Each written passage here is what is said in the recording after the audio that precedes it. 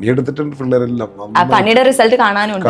അവരങ്ങനെ പിന്നെ കഷ്ടപ്പെട്ട് പണിയെടുത്തു.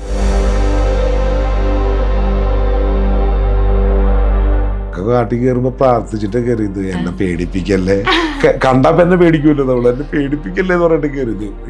കാലിന്റെ ഷൂന്റെ അടിയിൽ വരെ പാമ്പ് എന്ന് പറഞ്ഞ പാമ്പ് നന്നായിട്ടുണ്ടായിരുന്നു. ഈ ആനിറങ്ങി 1-2 തവണ ഷൂട്ട് മാറ്റി വെച്ചിട്ടുണ്ട്.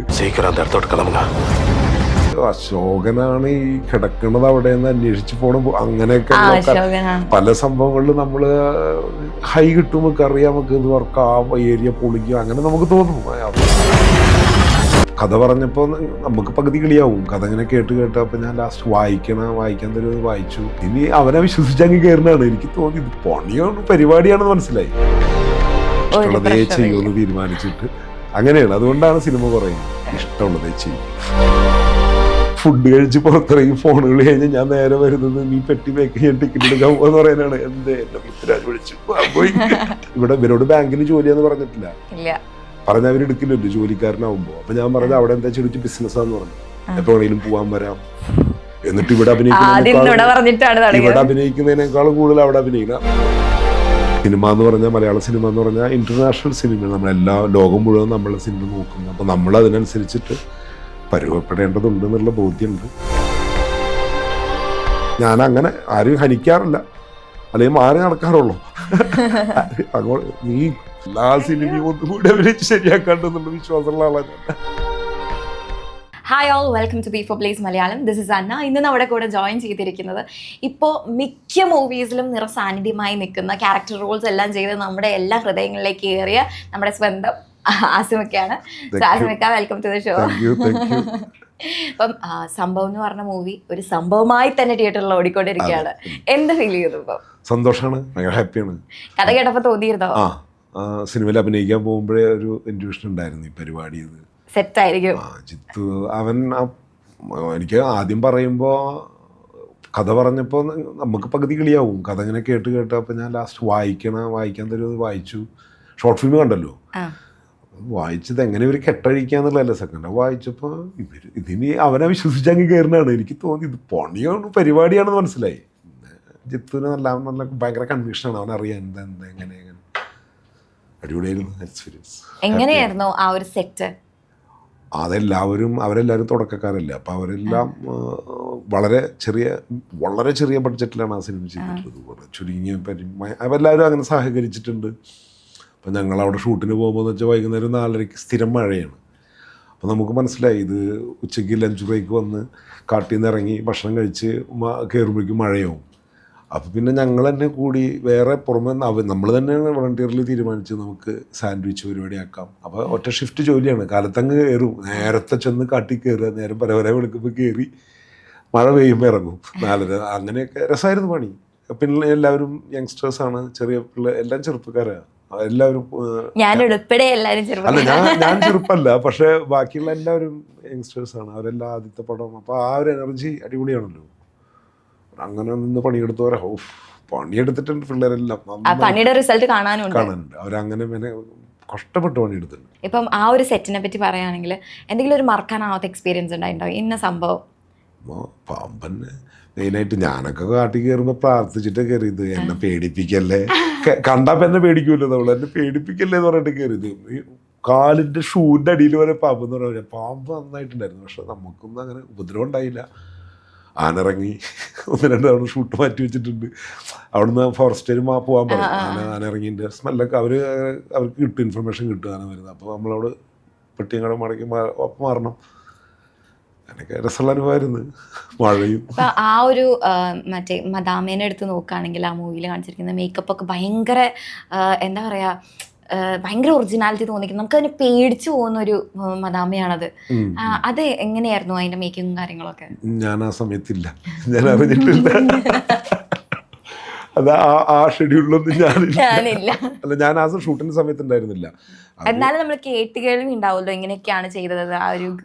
ഇല്ല, ഇവര് നമ്മള് പണിയെടുക്കുമ്പോ പണി മാത്രമല്ല, അവിടെ പേടിക്കൊന്നുമില്ല. നല്ല കഷ്ടപ്പാട് പണി എന്നുള്ള രീതിയിൽ അങ്ങനെ ആയിരിക്കും. രാത്രി നൈറ്റ് തന്നെയാണ് എടുത്തിട്ടുള്ളത്. നൈറ്റൊക്കെ ഷൂട്ട് ചെയ്യാൻ വലിയ ബുദ്ധിമുട്ടായിരുന്നു അവിടെ പെർമിഷൻ കിട്ടാനൊക്കെ കാട്ടില്.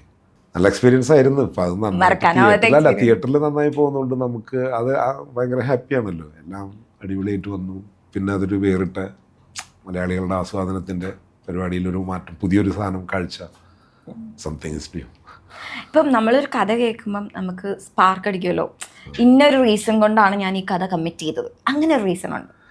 അങ്ങനെ ഒരു ഹുക്ക് കിട്ടില്ല നമുക്ക് ഒരു കഥ കേൾക്കുമ്പോൾ. ഒരു പരിപാടി ഇപ്പം ഇതിനകത്ത് ഈ അശോകനാണ് ഈ കിടക്കുന്നത് അവിടെ നിന്ന് അന്വേഷിച്ച് പോകണം, അങ്ങനെയൊക്കെ പല സംഭവങ്ങളിലും നമ്മൾ ഹൈ കിട്ടും, നമുക്ക് അറിയാം, നമുക്ക് ഇത് വർക്ക് ആ ഏരിയ പൊളിക്കുക, അങ്ങനെ നമുക്ക് തോന്നും. അപ്പം അതൊക്കെ അതുപോലെ മുൾമുനയിൽ നിർത്താണ് ശരിക്കും.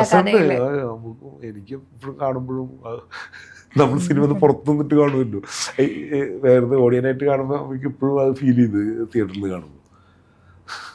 കഥ മൊത്തം അറിയാമായിരുന്നു ആക്ട് ചെയ്യുന്ന സമയത്ത്, അല്ലെങ്കിൽ ഇല്ലല്ല മനസ്സിലാവണുണ്ട്. ഇത് വായിച്ചിട്ടും മനസ്സിലായില്ല, വായിച്ചിട്ടും ആ കണ്ടു. പിന്നെ അവനെ വിശ്വസിക്കണാണ്, നീ പറയണത് എന്റെ ശരിയല്ല, ഓക്കെ എന്താണ് ഏത് സീനാന്ന് പറഞ്ഞാൽ അതങ്ങനെ തന്നെ എടുത്തു. അല്ല അങ്ങനെയൊക്കെ തന്നെ എടുത്തു പോകുന്നു. കാരണം ഇത് തിരിച്ചു മറിച്ച് എന്തൊക്കെ എങ്ങനെയൊക്കെയാണെന്ന് കണക്ട് ചെയ്ത് എഡിറ്റിംഗ് ടേബിളിൽ ഇവർ ഒപ്പിച്ചെടുക്കണുണ്ട് പരിപാടി. ആ ഒരു മൂവിയിൽ നോക്കുകയാണെങ്കിൽ പിന്നെ കാണുന്ന ഒരു സീനിൽ എന്ന് പറഞ്ഞാൽ അച്ഛനായതിൻ്റെ ഒരു സന്തോഷം മനസ്സിലാക്കിക്കൊണ്ടുള്ള ഒരു സീനാണ്. അപ്പം ആ സിനിമക്ക് ആക്ച്വലി ഒരു വാപ്പി എന്നുള്ള രീതിയിൽ എങ്ങനെയാണ്? ഭയങ്കര സ്ട്രിക്റ്റ് 3-4 കുട്ടികളുണ്ട്. സ്ട്രിക്റ്റ് ആണെന്ന് ചോദിച്ചാൽ സ്ട്രിക്റ്റ് ആണ്. പക്ഷെ ഞങ്ങൾ കുറച്ചും കൂടി തുറന്ന് സംസാരിക്കാവുന്ന എല്ലാ രീതിയിലും ഞങ്ങൾ നന്നായി തുറന്ന് സംസാരിക്കുന്ന ഒരു കുടുംബമാണ്. കാരണം മകള് സൈക്കോളജിസ്റ്റാണ്. അപ്പോൾ അങ്ങനെയൊക്കെ ആകുമ്പോൾ അപ്പോൾ ഞങ്ങൾക്ക് കാര്യങ്ങൾ ഞങ്ങൾ വളരെ ഓപ്പണായിട്ട് സംസാരിക്കുന്ന ഒരു കുടുംബാന്തരീക്ഷമുണ്ട്. 4 കുട്ടികളുണ്ട്, പേരക്കുട്ടിയുണ്ട്. പേരക്കുട്ടികളുണ്ടോ? ഓക്കെയാണ്, സെറ്റാണ്, ഹാപ്പി ലൈഫാണ്, റിട്ടയർമെന്റ് ആണ്, ഹാപ്പി റിട്ടയർമെന്റ് ആണ്. അതെ, ഇപ്പം ഇഷ്ടമുള്ളത് ചെയ്ത് ജീവിക്കുന്നു, ഇഷ്ടമുള്ളതേ ചെയ്യുമെന്ന് തീരുമാനിച്ചിട്ട് അങ്ങനെയാണ്. അതുകൊണ്ടാണ് സിനിമ കുറയുന്നത്, ഇഷ്ടമുള്ളതേ ചെയ്യും. അപ്പം ഇപ്പം നമുക്ക് ഒരുപാട് വേഷങ്ങൾ വരുമല്ലോ നോർമലി ഈ ഒരു ഫീൽഡിൽ നിൽക്കുമ്പോൾ. അപ്പോൾ എപ്പോഴെങ്കിലും ഇന്ന വേഷം ഞാൻ ചെയ്യുന്നില്ല എന്ന് വിചാരിച്ചിട്ട് പിന്നീട് അതൊരു ഹിറ്റായിട്ട് നമുക്ക് അയ്യോ ഇത് ചെയ്യാമായിരുന്നു റിഗ്രറ്റ് അടിച്ചിട്ടുണ്ടോ? ഫസ്റ്റ് ഓഫ് ഓൾ ഒരുപാട് വേഷം വരുന്നില്ല.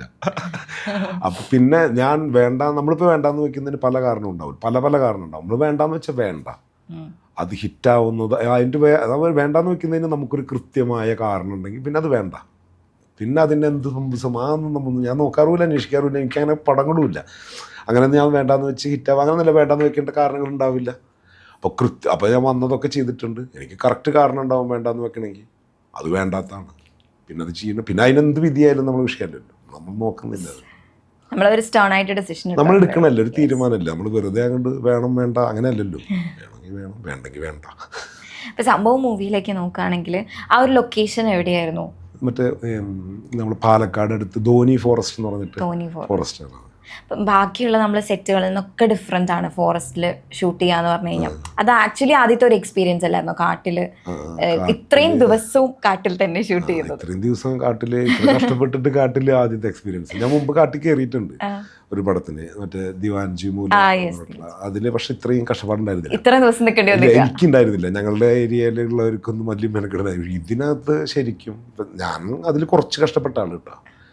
അസ്കറലിൻ മറ്റേ വിനീത് കുമാറും ഒക്കെ വളരെയേറെ കഷ്ടപ്പെട്ടിട്ടുണ്ട്. കാരണം അവര് ഓട്ടം ചാട്ടം എല്ലാവരുടെയും കഷ്ടപ്പാട് ഇത് ഇത്തിരി പണി തന്നെയായിരുന്നു. കാരണം നമ്മളിത് വളരെ പരിമിതമായ ബഡ്ജറ്റും ഈ ഷോർട്ട് ഫിലിം കണ്ടിട്ടാണ് പ്രൊഡ്യൂസർ. അപ്പോൾ ജിത്തുവിൻ്റെ ഫസ്റ്റ് പടമാണ്. അപ്പോൾ ആ രീതിയിൽ എല്ലാവർക്കും ഒരു കരുതലുണ്ട്, ഇതെങ്ങനെയും നന്നായി വരണം. അപ്പം ഞങ്ങളെല്ലാം കോംപ്രമൈസ് ചെയ്ത്, എല്ലാവരും നന്നായി കോംപ്രമൈസ് ചെയ്തിട്ട് മാക്സിമം എഫർട്ട് സിനിമയിലേക്കാണ് ഇൻവെസ്റ്റ് ചെയ്തിട്ടുള്ളത്, എവരി വൺ. അതിൻ്റെ റിസൾട്ട് ഉണ്ട്. ഇവന്മാർ അങ്ങനെ നിൽക്കുന്നത്, പിള്ളേർ അങ്ങനെയാണ്. അവരൊരു ഗ്രൂപ്പ്, അവർ കുറേ പേരുണ്ട്. അവർ അല്ലെ നമ്മളെ ആ DOP ഉണ്ടല്ലോ, ഇതിൻ്റെ ക്യാമറാമാൻ, പുള്ളി ഒരു ഷോർട്ട് ഫിലിം ഡയറക്റ്റ് ചെയ്തിട്ടുള്ള ഡയറക്ടറാണ്. അപ്പം അവർ തന്നെ കുറേ ഡയറക്ടേഴ്സ് തന്നെയാണ്. അവർ അങ്ങോട്ടും ഇങ്ങോട്ടും ഒക്കെ ഒരുമിച്ച് വർക്ക് ചെയ്യണം. നല്ല ഒരു എനർജി ഉള്ള കുട്ടികളാണ്, അടിപൊളിയാണ്.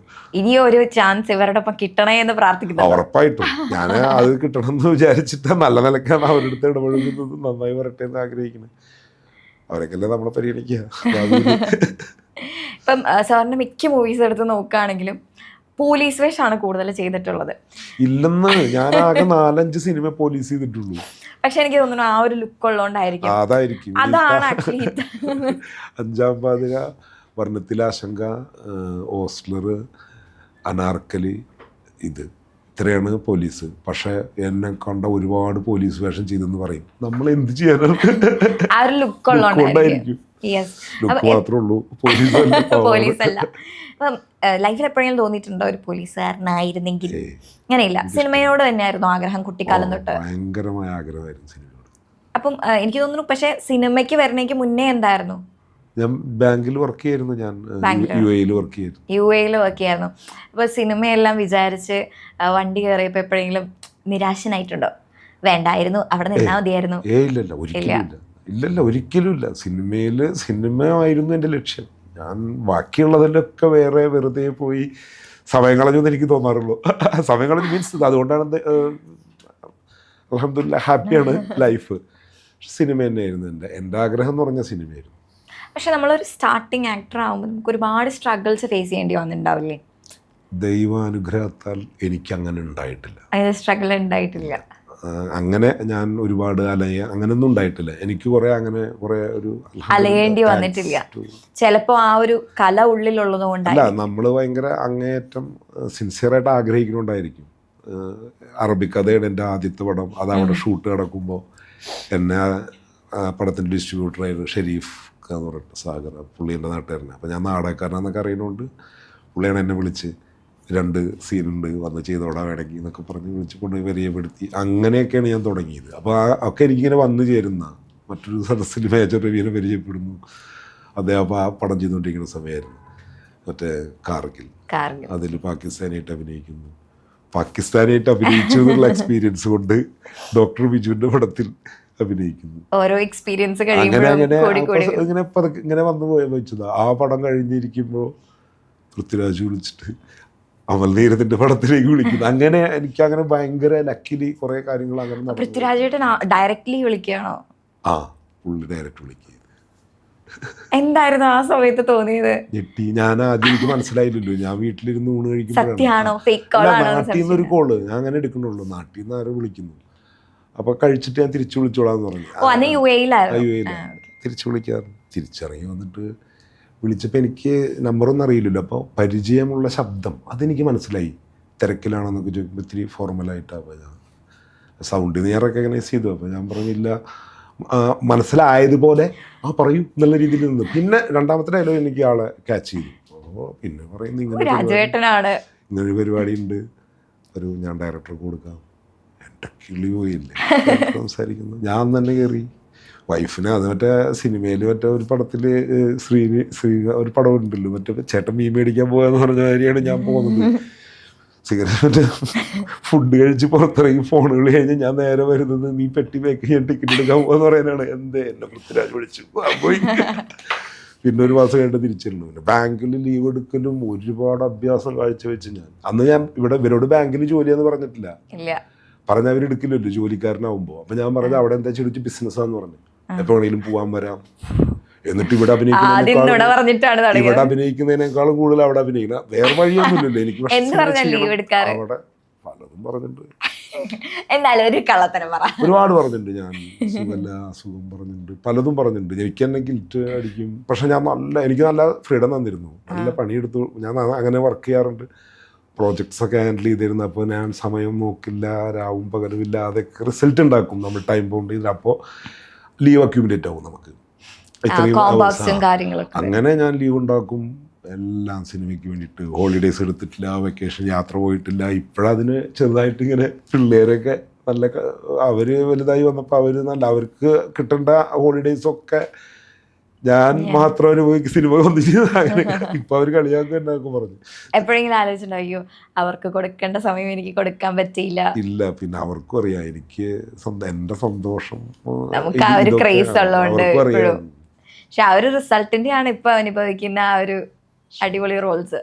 വരട്ടെ ഇപ്പൊ വന്നതോ അല്ല, ഇനി വരട്ടെ. നല്ല വേഷങ്ങൾ ചെയ്യണം ആഗ്രഹമുണ്ട്. പിന്നെ നമ്മളും ഒരുപാട് പോളിഷ്ഡ് ആവേണ്ടതുണ്ട്. പഴയ പോലെയല്ല, തിരികെ നടക്കില്ല. സാധനം ഇൻ്റർനാഷണൽ സിനിമ എന്ന് പറഞ്ഞാൽ, മലയാള സിനിമ എന്ന് പറഞ്ഞാൽ ഇൻ്റർനാഷണൽ സിനിമയാണ്. നമ്മളെല്ലാ ലോകം മുഴുവൻ നമ്മളെ സിനിമ നോക്കുന്നത്. അപ്പോൾ നമ്മളതിനനുസരിച്ചിട്ട് പരുവപ്പെടേണ്ടതുണ്ട് എന്നുള്ള ബോധ്യമുണ്ട്. ശരിയാക്കി എടുക്കാൻ നോക്കുകയാണ് ഞാൻ. എപ്പോഴെങ്കിലും ഇപ്പോൾ ഒരാളെ ക്രിറ്റിസൈസ് ചെയ്യുകയാണെങ്കിൽ അത് എന്ത് കാര്യത്തിനായിരിക്കും അങ്ങനെ ഒരു ക്രിറ്റിസിസം കിട്ടിയിട്ടുണ്ടാവുക?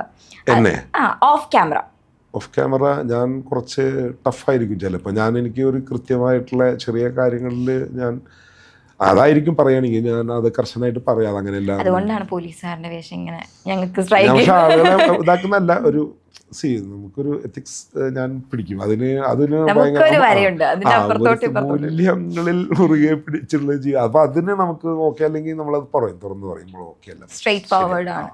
അത്രേ ഉള്ളൂ. അതൊരു ക്രിറ്റിസിസം അല്ല, അതൊരു നല്ല കാര്യമാണ്. അല്ല, ചിലയിടത്ത് നമ്മളിപ്പോൾ സ്ട്രേറ്റ് ഫോർവേഡ് നമുക്ക് അപകടം പറ്റും, നമുക്ക് പരിക്ക് പറ്റും, നമ്മൾ റിജക്ട് ചെയ്യപ്പെടും, അതൊക്കെ ഉണ്ടാവുമല്ലോ ചിലർക്ക്. എല്ലാവർക്കും അപ്രിയ സത്യങ്ങൾ എല്ലായിടത്തും ഞാൻ അങ്ങനെ ആരും ഹനിക്കാറില്ല, അല്ലെങ്കിൽ മാറി നടക്കാറുള്ളൂ.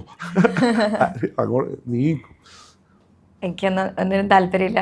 അല്ല നീ നിൽക്കുക, നമ്മൾ വിട്ട് നിൽക്കുക എന്നുള്ളത് തന്നെയുണ്ട്. അങ്ങനെയുള്ളതാണ് നമുക്ക് വർക്കല്ലെങ്കിൽ നിങ്ങൾക്ക് മാറി നിൽക്കുക, അത്രേ ഉള്ളൂ. അല്ലാണ്ട് വേറെ പരിപാടി. ഫാമിലി ലൈഫിലേക്ക് വരികയാണെങ്കിൽ എങ്ങനെയാണ് ഇപ്പോൾ പ്രൊഫഷണൽ ലൈഫും ഫാമിലി ലൈഫും ഒക്കെ മാനേജ് ചെയ്തുകൊണ്ട്? അല്ല, ഞാൻ ജോലിയില്ലാത്തപ്പോൾ മുഴുവൻ വീട്ടിലാണ്. അപ്പോൾ എന്നെ നന്നായി നോക്കും, നല്ല ഫുഡൊക്കെ ഉണ്ടാക്കി തരും, കുറെ പണിയെടുത്തല്ലേ. അതെ, ഇപ്പൊ ഞാൻ വിശ്രമിക്കാതെ. ഇപ്പൊ അറബിക്കഥ മൂവിയിലേക്ക് വരുമ്പം ശ്രീനിവാസേട്ടൻ്റെ ഒപ്പമാണ് അഭിനയിച്ചത്. അപ്പം സാർ ഇപ്പൊ നമ്മുടെ കൂടെ ഇല്ല. അപ്പൊ ആ ഒരു വിവരം അറിഞ്ഞപ്പം ഞാൻ നാട്ടിലുള്ളപ്പോഴായിരുന്നു അറിഞ്ഞത്. വിഷമം തോന്നി, നമുക്ക് വിഷമം ഉണ്ടാവും. പിന്നെ ആളുകളെ ഇതൊക്കെ അതിന്റെ ഭാഗമല്ലേ, പാർട്ട് ഓഫ് ദ ലൈഫ്. എല്ലാവരും പോകും. എനിക്കും ഉണ്ട് ഒരു ദിവസം, നിനക്കും ഉണ്ട് ഒരു ദിവസം. നമുക്കൊരു ഇതാവുമ്പോൾ നമുക്കത് തിരിച്ചറിവല്ലേ. വിഷമം ഉണ്ടാവും, നമുക്ക് നഷ്ടം തന്നെയാണ്. പിന്നെ പോകേണ്ട സമയത്ത് പോകാന്നുള്ളതാണ്. ഇപ്പം ഒരുപാട് മൂവീസ് നമ്മൾ ചെയ്തിട്ടുണ്ട്. ഒരു സിനിമയിൽ ഇപ്പം ഈ ഒരു സിനിമ ഒരു പ്രാവശ്യം കൂടി എനിക്ക് ചെയ്യണം എന്ന് തോന്നുന്നു. ആ ഒരു ക്യാരക്ടർ എനിക്ക് ഒരു പ്രാവശ്യം. എല്ലാ സിനിമയും ചെയ്തത് ശരിയായില്ല, ചെയ്തത് ശരിയാവാത്തോണ്ടല്ല, ആഗ്രഹം കൊണ്ടാ. അതെ, ഞാൻ കുറച്ചുകൂടി നന്നായി ചെയ്യായിരുന്നു, കുറച്ചുകൂടി നന്നായി. അതാ പറഞ്ഞ എല്ലാ സിനിമയും ഒന്നും കൂടി അഭിനയിച്ച് ശരിയാക്കാണ്ടെന്നുള്ള വിശ്വാസമുള്ള ആളാണ് ഞാൻ. അതെന്താ അങ്ങനെ? നമുക്ക് കുറെ കുഴപ്പം തോന്നും, ശരിയായിട്ടില്ല സ്വയം തോന്നും. അതെന്താ അങ്ങനെ തോന്നാറ്? അല്ല, അത് നമ്മളുടെ കുഴപ്പമില്ല. അങ്ങനെ നമ്മൾ അനലൈസ് ചെയ്യാറുണ്ട്, നമ്മളെ ഈ ഭാഗം ശരിയില്ല, ആ ഭാഗം ശരിയില്ല. പക്ഷെ എല്ലാരും വന്ന് പറയില്ലേ നന്നായിട്ടുണ്ടാ. നമുക്കറിയാം, അല്ല അവര് ജെന്യൂനായിട്ട് പറയണമെന്ന് അറിയാം. നമുക്ക് മാത്രം തോന്നുന്ന കുറെ നന്നാവാത്ത ഏരിയ നമുക്ക് തോന്നും. അത് ശരിയായില്ല, അതിപ്പോ ശരിയായില്ല, അങ്ങനത്തെ ചെയ്ത് എനിക്ക് കുറച്ച് കൂടുതലുള്ള ആളാ. സംശയം ശരിയായില്ലേ. ഇപ്പോൾ നമ്മൾ ടാലൻ്റ് ആണോ മൂവി ഇൻഡസ്ട്രിയിൽ എടുക്കുകയാണെങ്കിൽ, ടാലൻ്റ് ആണോ കണക്ഷൻസ് ആണോ വേണ്ടതെന്ന് ചോദിച്ചാൽ ടാലൻ്റ് ആണ്. ഇപ്പോൾ കണക്ഷൻ കാരണം കയറി വരുന്നത് നല്ലത് ടാലന്റ് മാത്രമാണ്. അല്ലാതെ ഇവിടെ നിൽക്കാൻ ഒന്നും ഒരു കണക്ഷൻ കൊണ്ടായിട്ടും കാര്യമില്ല. കളക്ഷൻ അവരെ നിലനിന്ന് പോകണമെങ്കിൽ ടാലന്റ് വേണം. അല്ലെങ്കിൽ വെറുതെ അവരുടെ കൂടെ സമയം ചെലവഴിക്കാൻ നടക്കണമല്ലോ നമ്മൾ ഈ പണിയെടുത്ത് നിൽക്കണമെങ്കിൽ ടാലന്റ് വേണം. ഓക്കെ, ഇനിയിപ്പം ഞാൻ ഒരു സെഗ്മെൻറ്റാണ്. ഓക്കെ, ഇതിനകത്ത് ഓരോ ആക്ടേഴ്സിൻ്റെ പേര് പറയും. ആക്ടേഴ്സ് ഓർ ആക്ട്രസ് അവരുടെ അടുത്തുനിന്ന് ഇപ്പം ഇക്കാക്ക് എന്താണ് എടുക്കാൻ താല്പര്യമുള്ളത്. അപ്പം അവരുടെ ചിരിയായിരിക്കാം, നടത്തമായിരിക്കാം. അപ്പം അതെനിക്ക് കിട്ടിയിരുന്നെങ്കിൽ കൊള്ളാമായിരുന്നു എന്ന് തോന്നുന്നു. അതെന്താ? നമുക്ക് ഒരാളെ കാണുമ്പോൾ ഓ അയാളുടെ ചിരി കൊള്ളാം, അയാളെ നല്ലത് പറയാൻ പറഞ്ഞാൽ അങ്ങനെ പറയാം. എനിക്കൊന്നും അത് ഇങ്ങോട്ട് എടുക്കണം തോന്നുന്നു. ഞാനൊന്ന് ട്വിസ്റ്റ് ചെയ്ത് ചോദിച്ചതാ ഒരു വെറൈറ്റിക്ക് വേണ്ടിയിട്ട്. ഓക്കെ, അപ്പം നമുക്ക് ലാലേട്ടനിൽ നിന്ന് തന്നെ തുടങ്ങാം. പുള്ളിയുടെ നോട്ടം ചിരിയും രണ്ടും എല്ലാം ഇഷ്ടമല്ലേ. ഓക്കെ, അപ്പം ശ്രീനിവാസേട്ടൻ്റെ അടുത്ത് വരികയാണെങ്കിൽ നർമ്മബോധം. പുള്ളി പേഴ്സണൽ ലൈഫിലെ കാര്യമായിട്ടേ പറയണം. പുള്ളിയുടെ കൗണ്ടറുകൾ അടിപൊളിയാണ്. അപ്പം തിരിച്ച് എന്തെങ്കിലും പറയുമ്പോഴൊക്കെ. രാജേട്ടൻ ഡിറ്റർമിനേഷൻ, ഹാർഡ് വർക്ക്, സെല്യൂട്ട് ചെയ്യണ്ടേ. അങ്ങനെ ഡിറ്റർമൈൻഡായിട്ട് വർക്ക് ഇപ്പൊ ചെയ്യുന്നുണ്ടെന്ന് തോന്നുന്നുണ്ടോ, അല്ലെങ്കിൽ ചെയ്യണം എന്നാണ്? പുള്ളി ചെയ്യുന്നുണ്ട്. അല്ല, ഞാൻ ചേട്ടൻ്റെ എനിക്ക് അത്രയൊന്നും കപ്പാസിറ്റി ഇല്ല. അതിനുള്ള അത്രയൊന്നും നമുക്ക് അങ്ങനെ ഭയങ്കര വിൽ പവർ അല്ലേ, ഫിസിക്കലി എല്ലാ രീതിയിലും. നമ്മളൊരു മടിയന്മാരെ കൂട്ടത്തിൽപ്പെട്ട ആൾക്കാർ. വർക്ക്ഔട്ട് ഫ്രീ ഞാൻ ചെയ്യുന്നുണ്ട്, വർക്ക്ഔട്ട് ചെയ്യും. ഞാൻ ചില വീഡിയോസിലൊക്കെ കണ്ടായിരുന്നു. ഞാൻ വർക്ക്ഔട്ട് ചെയ്യാറുണ്ട്, വർക്ക്ഔട്ട് മുടക്കാറൊന്നും. 2-3 വർക്ക്ഔട്ട് ടെക്നിക്കല്ല, ജിമ്മിലൊക്കെ പോയിട്ട് എല്ലാരും ചെയ്യുന്ന പോലെ ഇങ്ങനെ ഫിറ്റ് ആയിട്ടിരിക്കാൻ എനിക്ക് ഗ്രാൻഡ് ഫാദർ ആന്ന് പറഞ്ഞല്ലോ, അത് വിശ്വസിക്കാൻ പറ്റുന്നില്ല. ചെറുപ്പത്തിൽ പിടിച്ച് കല്യാണം കഴിച്ചിട്ട് അത് കാരണല്ലേ ഞാനപ്പോ ഇപ്പൊ കല്യാണം കഴിക്കണം അപ്പൊ അമ്മാമ എന്ന് പറയില്ല. നടക്കാൻ പോകും എന്തായാലും, ഡെയിലി ഒരു 6-7 കിലോമീറ്റർ നടക്കും ഞാൻ. അതല്ലാതെ ചിലപ്പോൾ അതല്ലാത്ത സമയങ്ങളിൽ ജിമ്മിൽ പോകും. നടക്കുന്നില്ലെങ്കിൽ ജിമ്മിൽ പോകും. ഇത് രണ്ടും ഇപ്പോഴൊക്കെ ഫാസ്റ്റിംഗ് ഒക്കെ ആയതുകൊണ്ട് നടക്കുകയും ചെയ്യുക. അപ്പം ഞാൻ നോമ്പ് തുറക്കുന്നതിന് മുമ്പാണ് നടക്കുക. ഞാൻ നടക്കുക എന്ന് പറഞ്ഞാൽ ഞാൻ വർഷങ്ങളായിട്ട് ചെയ്യുന്നത് നല്ല റിസൾട്ടാണ്. 1 മന്ത് കൊണ്ട് 1 റിസൾട്ട് ഉണ്ടാവും. അല്ല ഇപ്പൊ നോമ്പ് തുറയുടെ സമയത്ത് നടക്കാറുണ്ട്. ഞാൻ ഒരു 5:30 ആകുമ്പോൾ ഇറങ്ങും, 1 hour നടക്കും. അപ്പോൾ കറക്റ്റ് ഒരു 45 മിനിറ്റ് കടന്നു കഴിഞ്ഞാൽ ഒരു 6:15 ഒക്കെ ആ സമയത്തൊക്കെ ആയിരിക്കും ഇത്. നമ്മളൊരു 6:45 നോമ്പ് തുറക്കുക. അപ്പോൾ ആ നടന്ന് വന്ന് വീട്ടിൽ ഒരു കുളിയൊക്കെ കഴിയുമ്പോഴേക്കും ബാങ്ക് കൊടുക്കും. അപ്പോൾ ആ സമയത്ത് നമ്മൾ നടന്നാൽ ഭയങ്കര റിസൾട്ട് കിട്ടും. വെയിറ്റ് ലോസ് നല്ല പരിപാടിയാണ്. ഫുഡൊന്നും ഇല്ലല്ലോ, നേരെ ഫാറ്റ് വേണം. കുറച്ച് പണിയാണ്, ക്ഷീണമൊക്കെ ഉണ്ടാവും. ഫുഡ് കഴിച്ചിട്ട് പോലും വർക്ക്ഔട്ട് ചെയ്യാൻ ബുദ്ധിമുട്ടാ.